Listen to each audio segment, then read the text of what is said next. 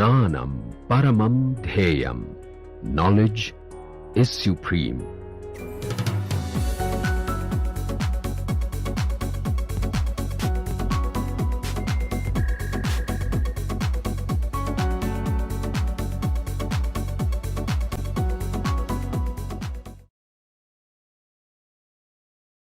So, in the last couple of classes, we have introduced the concept of the use of the rigid rotor model to understand rotation of diatomic molecules. And we have kind of told you without explaining too much what the spectrum would look like. So, today what we intend to do is to try and understand what the origin of that selection rule delta J equal to plus minus is. To do that, first thing we need to do is recapitulate a little bit of the quantum mechanics of a rigid rotor.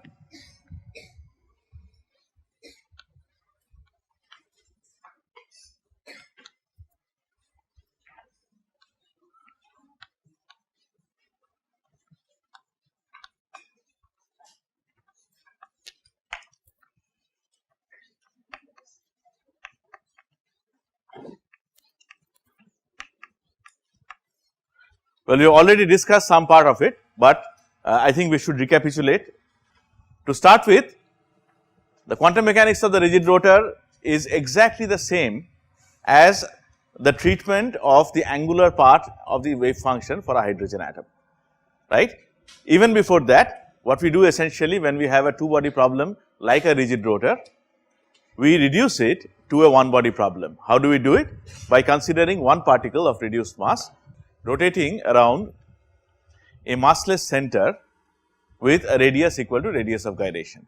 For a diatomic molecule, this radius of gyration is equal to the bond length, alright. And when we do that, we understand that the only parameters that can change if we think in spherical polar coordinates are the angular parameters. R is fixed, right. R is equal to your length of the molecule. So, this is a problem which you can express if you take the two angular coordinates theta and phi. Achha, I hope all of us remember what theta is, what phi is. Yeah, what is theta? Let us say we have x, y and z axis, and let us say this is a position vector or some vector. Then what is theta? The angle between z axis and this vector, right. And what is phi? If you drop a perpendicular on the xy plane, then the angle between x axis and the projection on the xy plane of the vector, that is phi, okay. So, if the length of this vector let us say is mu, I say mu because we are going to use the angular the dipole moment vector in no time. If the length is mu, then what is the z component of mu? Mu z, that is equal to what? That is equal to shake of the head.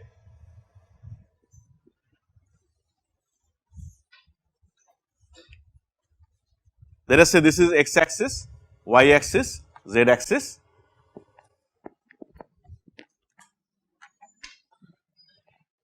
This here, let us talk about the angular moment, dipole moment vector, since we are going to talk about it anyway, mu.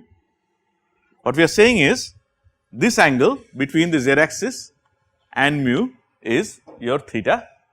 So, if you drop a perpendicular here, what is the z component? This is mu cos theta, right. That essentially is mu z, alright. To get the x and y components, we drop a perpendicular on the xy plane. What is the length of this vector? Mu sin theta, of course, okay. Let us call this mu 0. So, then this becomes mu 0 cos theta, I do not even have to write the arrow, this is mu 0 sin theta. And then if this angle is phi, then if what is this x coordinate? Length is mu 0 sin theta multiplied by cos phi or sin phi? Cos phi, very good. And what about the y component? So, this is what? This is equal to mu x. And what about this? What is mu y? Length once again is mu 0 sin theta, right, multiplied by sin theta sin phi.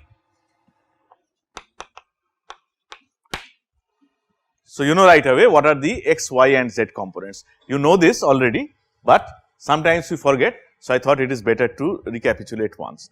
Y mu we will see in a moment. Okay. Now, coming back to the rigid rotor,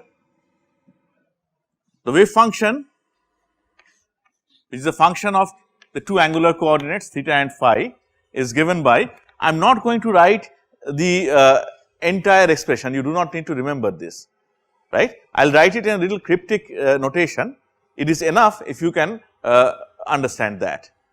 Okay. Some constant that I am going to write as n is actually something like j plus mod m plus 1 divided by j minus mod m, you do not need to remember such long expressions. So, I just write like this, this is the normalization constant, and as we know how many quantums are associated with rotational motion? 2. What are the 2? J and m, right. What does J stand for? Total angular momentum, right.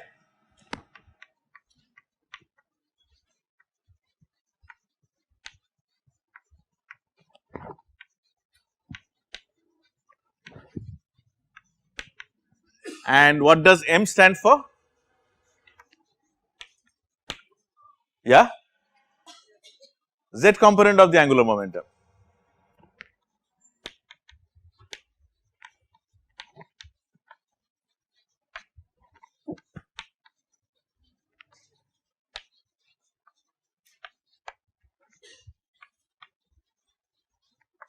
Of course, as you know, quantum numbers arise out of solution of different parts of Schrodinger equation. Here Schrodinger equation would be described in terms of two coordinates theta and phi. So, does j come from theta part or phi part? Does m come from phi part or theta part?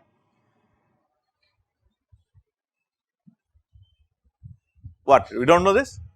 Are we sure we do not know this? Go back to hydrogen atom problem. From the phi part I have heard you, wait, let us see if others can respond. In hydrogen atom problem, where did the magnetic quantum number small m come from? Theta part or phi part? Phi part. So, this capital M is the same as small m, we are just writing it differently because it is not hydrogen atom problem, it is a rigid rotor problem, okay. So, this also comes from the phi part, this comes from the theta part. J, if you remember, is equivalent to small l for hydrogen atom, okay. And when we talk about change in phi, what does it mean? Change in phi means, let us say this is z, x, y, phi means this angle, right. If you have rotational motion in like this, what will be the direction of the resultant angular momentum? If this is the direction of rotational motion, like this, right, right, I hope you remember this, perpendicular to the plane of the orbit, okay. So, j and m. So, what I will do is, I will erase this,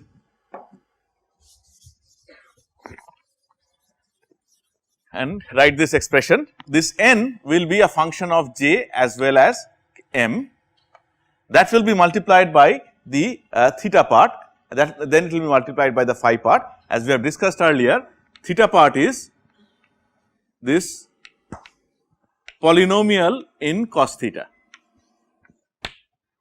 This polynomial, as we have discussed in the previous class, is called associated Legendre polynomial, and the point to note is that the polynomial is in cos theta and not theta, point number 1. Point number 2 is that what the polynomial will look like determines not only on j, but also on mod m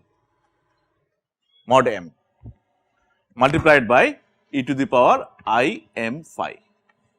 We are going to need this. So, for a given value of j, how many different wave functions am I going to have? For a given value of j, how many different wave functions will I have? Will I have one wave function per j or will I have many?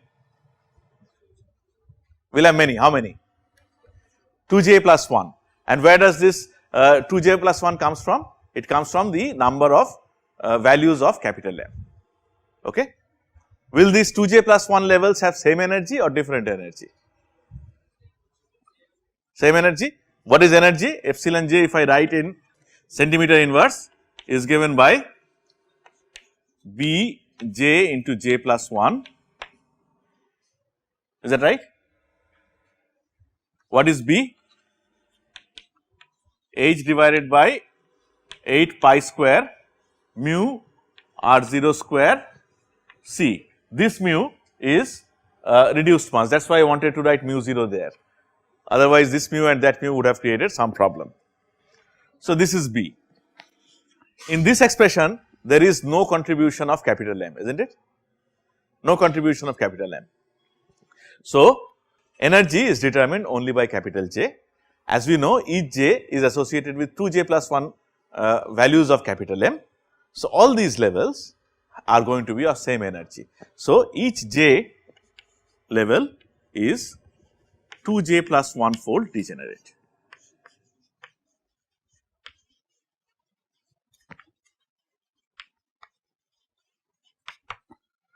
Alright. Now, what are we trying to do here? Why are we invoking so much of quantum mechanics? What we are trying to do is, we are trying to understand which transitions in for this rigid rotor are going to be allowed, which transitions for the rigid rotor are not going to be allowed. You already know the answer, delta j equal to plus minus 1. How do we get that? If I ask a more general question, what is it that determines whether a transition is allowed or not? The answer is transition moment integral, which is integral psi f star mu psi d tau, that must be equal, that must be non-zero for the psi I to psi f transition to be allowed. This integral here is called transition moment integral, and in order for a transition from psi I to psi f, I for initial, f for final, to be allowed, this transition moment integral must be non-zero. Do you all know this? Well, I have said it just now, so you know it now, even if you did not know it earlier. How do we get to this? For that we will need to wait a couple of weeks. For now, please believe me that this is the condition, but then we are going to derive this as well from time dependent perturbation theory. For now, let us just take it axiomatically that condition for a transition psi I to psi f to be allowed is that this transition moment integral must be non-zero. Okay. Before we start working out the selection rule for rigid rotor, two more things need to be remembered. First is, what is d tau? For spherical polar coordinates,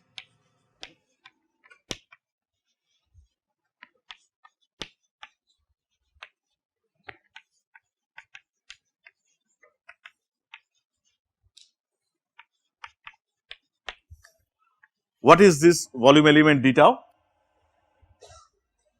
Gurjot?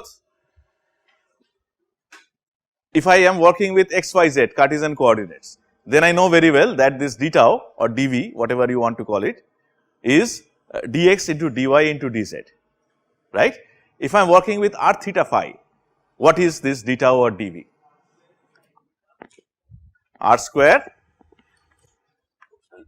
Let us finish writing the r terms first, r square dr, then sin theta d theta d phi, excellent. Do we all know this, and do we know how we get this? It is not very difficult, right. So, it is very easy to get it using geometry, relationship between Cartesian and spherical polar coordinates. Apparently, it is easier if you use a Jacobian, but then I do not know what a Jacobian is, so I cannot do it. Some of you might be able to. Alright, so this is what it is. We are going to need this expression for volume element in our subsequent discussion. Now, last point that we will need to use is this. This e to the power I m phi is pretty straightforward, right, but this polynomial looks a little intriguing to us. But the reason why we write it in this polynomial form is that these associated legendary polynomials are not unrelated to each other. They are related to each other in a very nice fashion. There are 3 different rules that relate polynomials of a series, right, and these are called recursion relations. A recursion relation means you can express a polynomial as a linear combination of the polynomial before it and the polynomial after it. So, recursion relations for associated legendary polynomials go like this. First, if you take a polynomial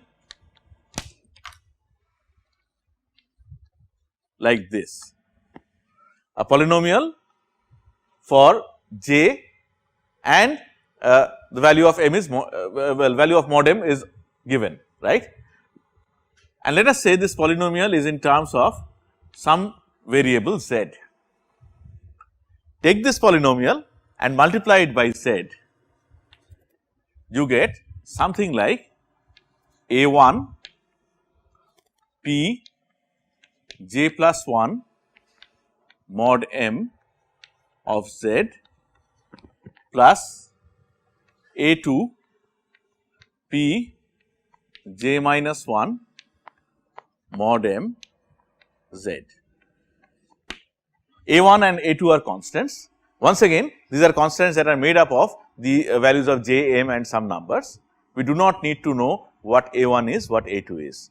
In the exam, if I need to use the explicit value of A1, A2 or whatever else I am going to write now, then it will be provided. So, please do not worry about mugging up the expressions, mugging up the expressions for the coefficients, it is not required.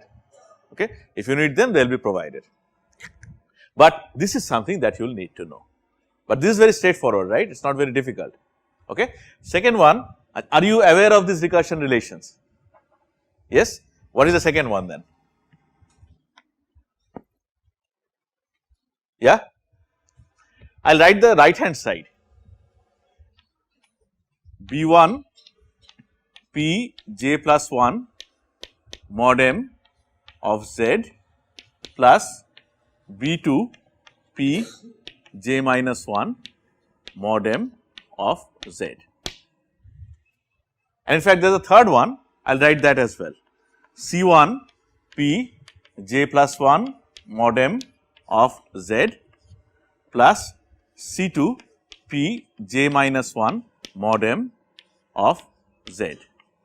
So, right hand side is essentially the same, right, linear sum of the polynomial before, polynomial after with no change in m. What are the left hand sides? Do you know this or no? Then say that, I will write it, it is okay. So, left hand side what you have is, in one case you have pj mod m plus 1 of z, in the other case you have pj mod m minus 1 of z, and it is multiplied by square root of 1 minus z square. This is also multiplied by square root of 1 minus z square. So, these two are little more complicated than the first one, but nothing that should actually scare us, alright.